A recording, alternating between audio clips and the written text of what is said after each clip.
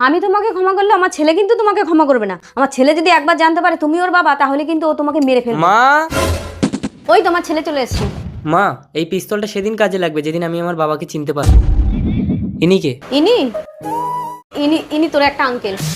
Sorry. কাকে ভালোবাসেন, সুন্দরী মেয়েটাকে না কলিজার বাবাকে? যারা যারা কলিজার বাবাকে ভালোবাসেন তারা এক্ষুনি চ্যানেলটা সাবস্ক্রাইব করে একটা শেয়ার করে দিবে আর কমেন্টে লিখে যাবে আই লাভ বাবা। আর যারা বাবাকে ছাড়া সুন্দরী মেয়েটাকে ভালোবাসে তাদের এগুলো কিছুই করতে হবে না। আঙ্কেল, আসলে আমি যখন পেটে ছিলাম আমার বাবা আমার মাকে ফেলে দিয়ে চলে গেছিল। সেই জন্য আমার বাবাকে আমি যেখানেই খুঁজে পাবো সেখানেই গুলি করে মেরে দেবো।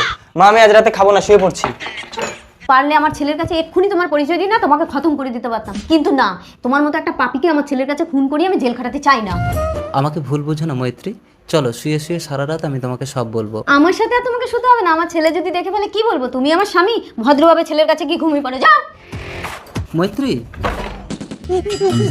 এই জন্য মায়ের সাথে তোমার বিচ্ছেদ হয়েছিল, তুমি তোমার বউকে পটাতে পারলে না।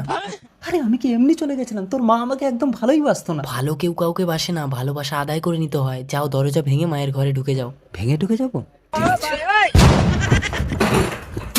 আরে তুমি আমার ঘরে ঢুকলে কেন? ছেলে এসে যাবে, যাও বাইরে যাও। না, অনেকদিন পর এসছি, একটু ভালো না বাসলে আমি যাবোই না। আচ্ছা ঠিক আছে, দাঁড়া, দরজাটা বন্ধ করি। ইস্যু তাড়াতাড়ি এসো। কি গো, ছেলে এসছে? তোর বাবাকে মারিস না সুজন, তাহলে আমার স্মৃতির সিঁদুর মুছে যাবে। মাথা খারাপ? মারার জন্য আমি বাবাকে বৃন্দাবন থেকে এনেছি। তার মানে তুই এনেছিস তোর বাবাকে? বন্ধ ঘরে আমরা এখন